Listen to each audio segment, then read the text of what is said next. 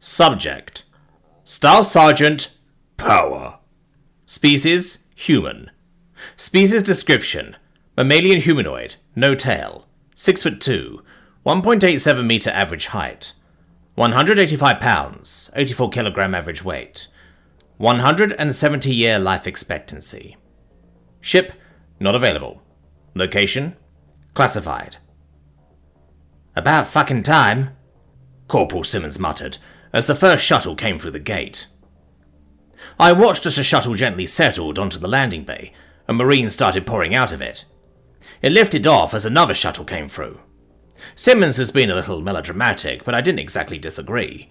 It had taken a lot longer than I'd hoped for our reinforcements to get here. Guarding the gate had been tense, but we only came under attack from boredom. A mighty enemy, to be sure, but one that is only fatal to fools.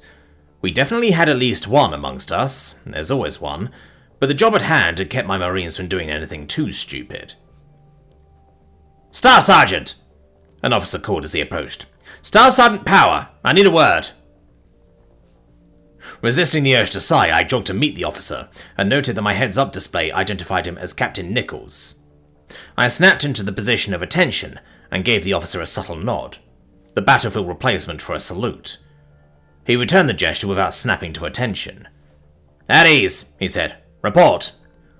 1 KIA, sir, but no other casualties, I replied. Haven't had contact with the enemy since we got on this side of the gate. My tactical assessment of the situation is that we will need anti-tank ordnance to continue our mission. Well, we've got plenty to spare, Staff Sergeant. However, the Colonel wants to bring you back into the fold. Which Colonel, sir?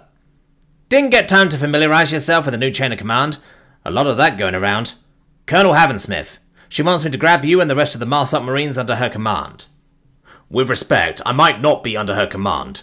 I've been acting under orders from USAI Omega, sir. Huh. I don't know what rank Omega is, come to think of it. What does it matter, though? Havensmith is the Assault Force commanding officer. USAI Omega is my fire team's handler, sir. Ah, I see. Handler trumps CO in most cases, but... Well, what about the other 2 fire teams that make up your squad? They've been placed under my command, sir. Are you at liberty to divulge your orders, Staff Sergeant? Yes, sir. Proceed to and through the warp gates into the inner cores of the Grand Vessel, securing them as we go. We were told to wait for you this time, but I am under the impression that won't be the case again until we need a resupply. Shit. We've got conflicting orders. Okay. I'll relay the situation to the Colonel. You are to stand down until you receive further orders. From me. Understood? Aye, aye, sir, I replied with another nod. I'm serious, Staff Sergeant. If Omega's messing around by acting as your handler without proper authorization, you and your men will be subjected to a court-martial if you obey his orders without hearing from the Colonel first, Captain Nichols said, then chuckled sardonically. Assuming we live long enough for that. Understood, sir. Dismissed. I gestured for my squad to join me, and made my way to where the weaponry was being unloaded. The spots my Marines left were quickly taken up by the rank and file. They jogged to catch up to me, and we all arrived at the unloading area together.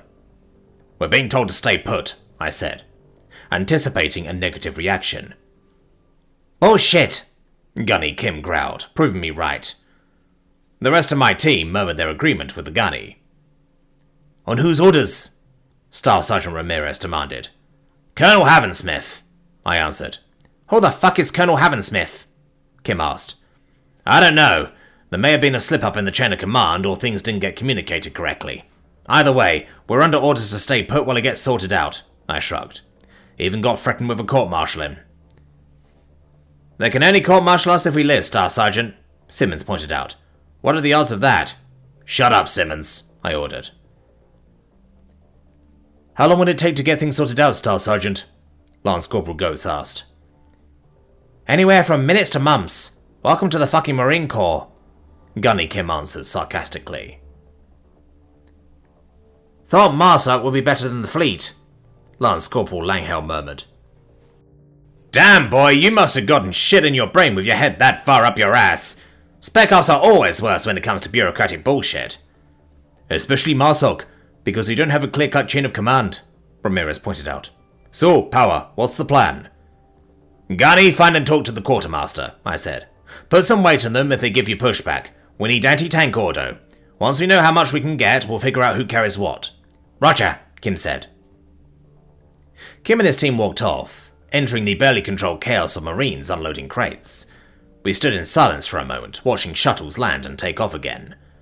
What about the rest of us? Ramirez asked after a few moments. We hurry up and wait, I replied. More grumbling came from the assembled Marsoc operatives. If there is one thing that's been true for every soldier to ever exist, from the dawn of civilization all the way until the present day, it is that we all hate waiting for action. Many would be quick to call this feeling anxiety, and they're not wrong, but there's something particularly nasty about this form of anxiety that's difficult to put into words. Delays prior to stressful situations always invite room for speculation, and this gets particularly nerve-wracking when one is faced with the potential of an imminent demise. The more likely the imminent demise, the heavier the pit in your stomach gets. The longer the wait, the harder it is to ignore that pit. It occurred to me that I could probably reach out to Omega and see if we could speed things up, but I knew all too well how that would be received if the higher-ups found out. The chain of command might as well be fucking dogma. You have to step on toes to go over heads, and that always comes with consequences. It would be wiser to let the Colonel and Omega hash out who's in charge, regardless of how stressful it is to wait around and find out what the results of that conversation end up being. Alright, gents, Gunny Kim called, as he and his team returned with a massive crate in tow. Presents for all. Where's my milk and cookies? I got some milk for you, Gunny, Ramirez said suggestively. Joke's on you. I ain't picky, fac. What have you got for us? I interrupted. Right.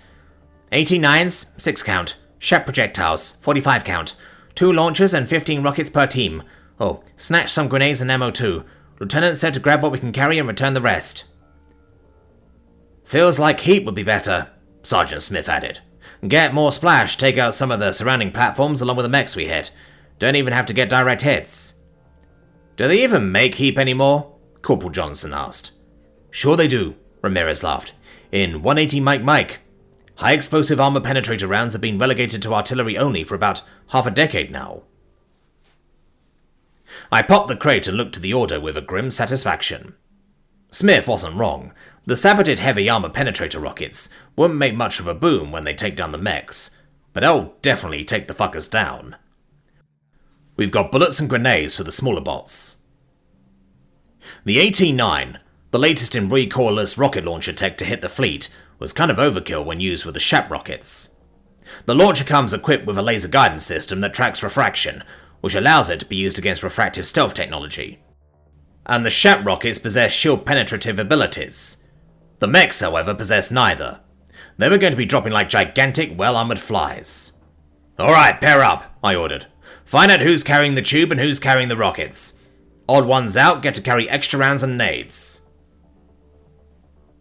The Marines set about divvying things up. Already knowing how my fire team was going to pair up, I grabbed some extra ammunition and grenades.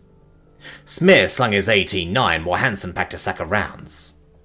Things went less smoothly between Simmons and Johnson, though. Look, I've fired these before, Simmons said. Both in boot and in live combat. You haven't, right? No, I haven't. Johnson snatched the tube from him. That means it's my turn.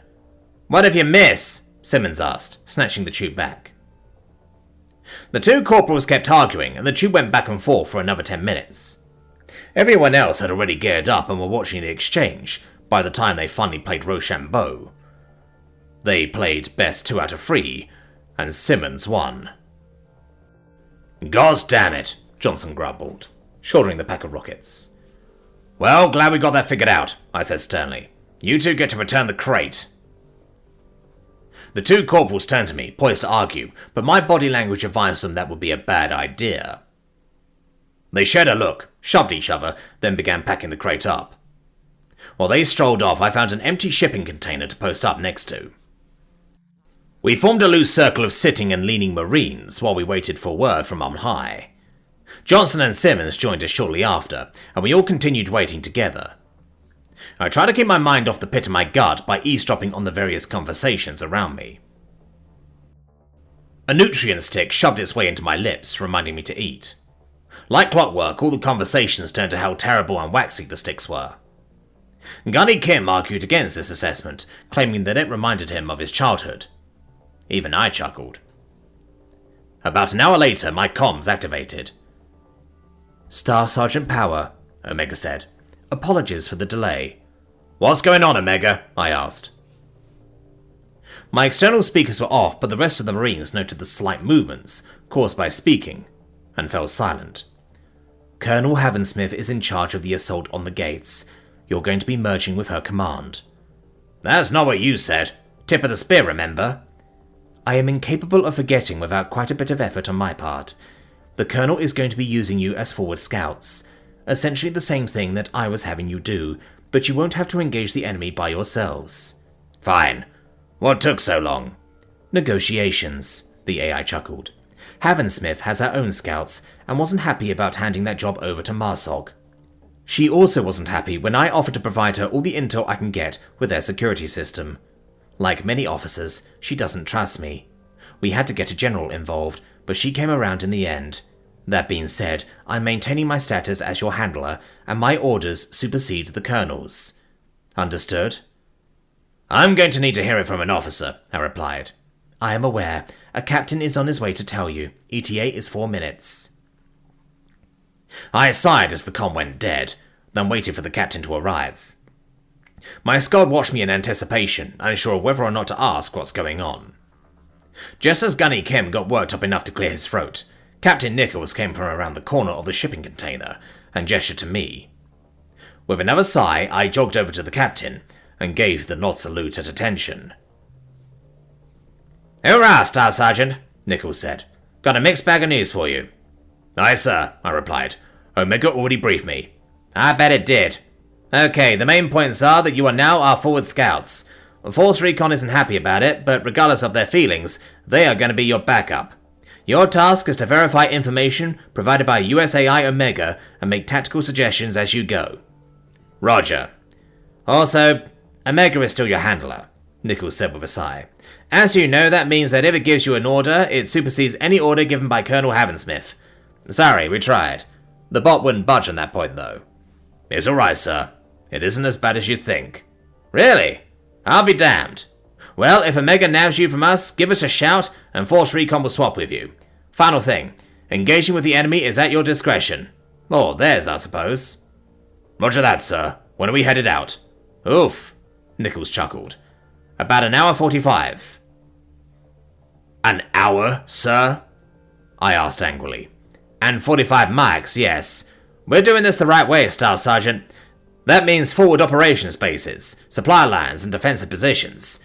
If you knew how many Marines are involved with this operation, you'd be amazed that it's only going to take that long.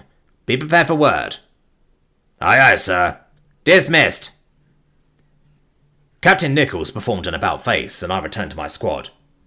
Despite their helmets, I could tell that they were all very curious, mostly because the Lancers had cocked their heads like puppy dogs. Keeping control of my anger and impatience, I relayed to the gathered Marines what had been said. The emotional roller coaster that each of them went through was damn near palpable, but they maintained their silence right up until I told them how long we'd have to wait to move out. Then they broke out into grumbles, mumbles, and curses. Many of these curses were rather long, but Corporal Johnson managed to sum up our situation with an almost poetic succinctness. "This is fucking bullshit," he griped.